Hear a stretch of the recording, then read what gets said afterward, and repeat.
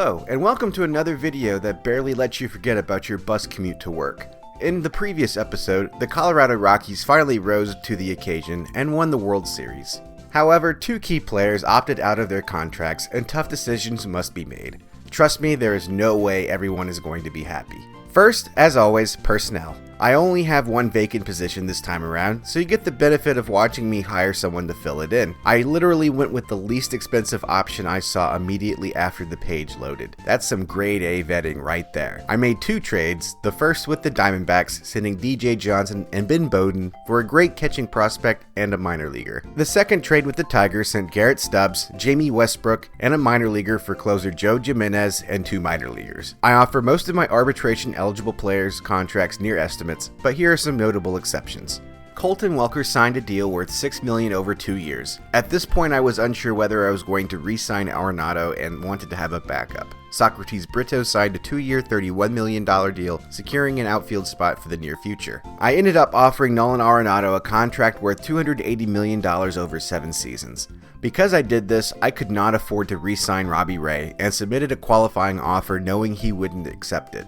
I chose Nolan over Robbie because I would like to see Nolan's number be retired as a Rocky, so it's worth it for me to tie him in long term. I made another trade with the Reds, sending Nelson Molina and Dom Nunez for Tom Santillan. I hope this is a serviceable solution for losing Robbie Ray. I add Alexander Guillen, Robert Tyler, and Sean Bouchard to the 40-man roster to protect them from the Rule 5 draft. I was named Manager of the Year for 2021. Well, yeah, of course I won the World Series, which reminds me, you may remember at the end of my last video I said this.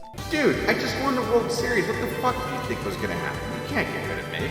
Turns out if you work for the Red Sox, you can. Very timely, Boston. As we enter the free agency period, here are some of the available talent we have to choose from. Before I make any signings, I make a trade with the Nationals, sending Marcus Stroman and John Duplantier for Patrick Corbin, with the Nats retaining 20% and a minor leaguer. Hopefully my rotation is mostly set. Amazingly, the only free agent signing I make is Aroldis Chapman to a 2-year, $13 million deal. There just weren't a lot of holes I felt I needed to fill, and instead would rather trade for more minor league depth. We begin spring training, and Tristan Gray is injured for 5 weeks. Not a big deal, but he will be missed. I make another trade with the Nats, sending Steven Strasburg, retaining 35%, Aroldis Chapman, who I just signed, and Robert Tyler for Marcus Stroman and a minor leaguer. Strasburg has been injury prone during his time with Colorado, so I felt it was time for him to go. Unfortunately, it cost me a bit to make that happen.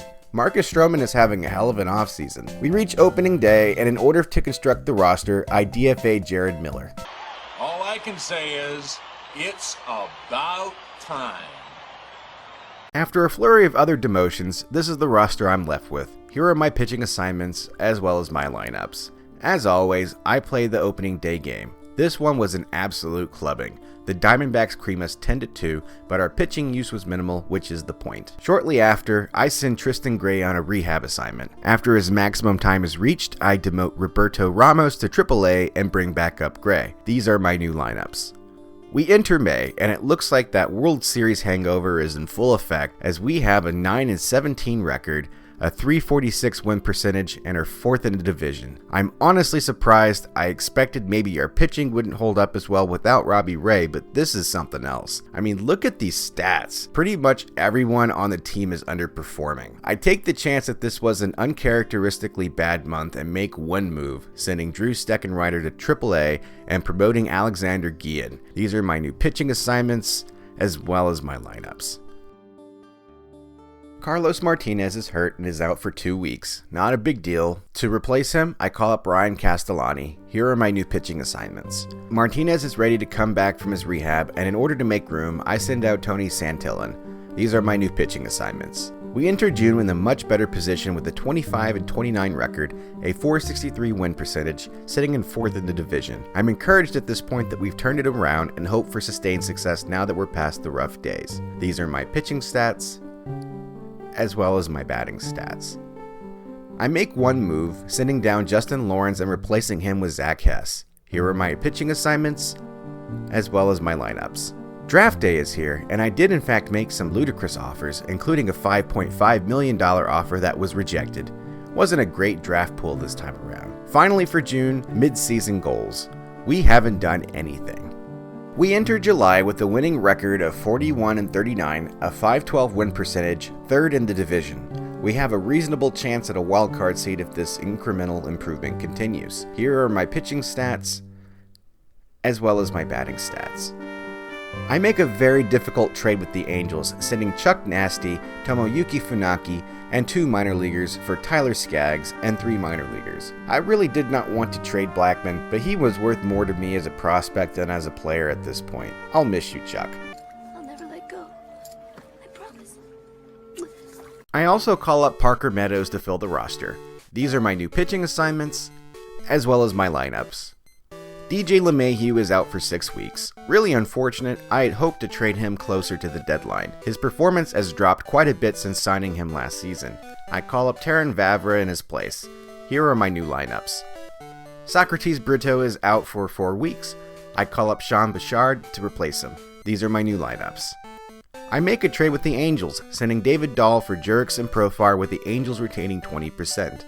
This was done with the hope that I could trade DJ LeMahieu in the offseason and knowing that David Dahl was about to opt out of his contract and demand the big bucks. I send down Terrin Vavra and call up Nelson Velasquez. These are my new lineups. I accept a trade with the Mets, sending Roberto Ramos for Desmond Lindsay, giving me more depth in the outfield. To make room, I send down Sean Bouchard. These are my new lineups. Joe Jimenez is out for 3 weeks. I call up Justin Lawrence to replace him. Here are my new pitching assignments. We enter August with a 57-49 record, a .538 win percentage, and currently third in the division. We're on an upward trajectory and could very well make the playoffs. These are my pitching stats, as well as my batting stats. I make no moves to the roster at this time. Socrates Brito needs to be activated from the injured list, and to make room, I send down Nelson Velasquez. These are my new lineups. I send DJ LeMahieu on a rehab assignment, and what do you know? Now Joe Jimenez needs to go on rehab. Anyone else? Somehow I missed an injury to Nolan for a few days and he's out for a week or 2. I call up DJ LeMahieu to replace him. Here are my new lineups. We enter September with a 71-62 record, a .534 win percentage, third in the division, and currently holding the second wildcard seed. We're in the playoffs now, but there's an entire month left to go. I call up Joe Jimenez and anyone else I think is needed. Here are my new pitching assignments, as well as my lineups. Nolan is ready to be activated, and with that, here are my new lineups. We lost 2 important pieces of our roster, Jurickson Profar for 6 to 7 weeks, and DJ LeMahieu for 6 weeks. Really could not have happened at a worse time. As I'm simulating the month, I find myself losing ground in the standings, and at one point had decided we weren't going to make it. But as the last series of the season came round, I saw it was with the Diamondbacks, who we were currently tied with for the second wildcard seed. It was likely whichever team won the series was going to the wildcard game. I simmed the first 2 games to find both teams still tied, but now tied with the Reds as well. I played the last game of the season, and here is the lineup I used. 4 home runs were hit in this relatively low-scoring game, but it was this Ryan Vilade go-ahead home run in the 9th inning that sealed the deal, and the Rockies beat out the Diamondbacks 4-3. We end the regular season with an 88-74 record, a .543 win percentage, third in the division. However, the season isn't quite over as we have to play a tiebreaker game against the Reds thanks to their 4-game win streak to end the season. Fuck. This is the lineup I used for the tiebreaker. This game was very difficult. 5 home runs were hit in this game, including this 3-run home run by Nolan in a monster top of the 7th. But ultimately it was struggling catcher Jose Garcia who came through when it counted, clubbing 2 home runs, including this game winner in the top of the 10th inning. This game used a tremendous number of pitchers and also cost us Carlos Martinez for 4 weeks and Davey Grelin for 4 months, effectively killing any chance of his return for the playoffs. There's no way we can win. We're just too injured this time. Now we have to play the wildcard game, and these are the pitching assignments and lineups I'm going with for my playoff roster. However, my lineup for the wildcard game was a bit different, as you can see here. This game can pretty much be summed up in 1/2 inning. In the bottom of the 3rd, the Dodgers hit back-to-back home runs, including this 2-run home run, effectively killing Rocktober in less than a third of a ball game. Shit. We lose 6-3, but at least we didn't lose to the Mets again. Seriously. But I guess they're going to get the last laugh as they find themselves victorious in the Big Apple as they beat the Yankees in 6 games to claim the World Series. Why has my lord forsaken me? To end the season, I void the remainder of Carlos Martinez's contract while DJ LeMahieu opts into his final year. The owner is unsurprisingly unhappy, yet not unhappy with my job performance. Budget monies look pretty nice, but if we scroll to the very top of the mail, we find that the Major League roster has been increased to 26 players. This is pretty good news, especially since I like to pick up talent from the Rule 5 draft. And that's it. There was no exciting conclusion this episode, but maybe the next one will be better. Probably not though.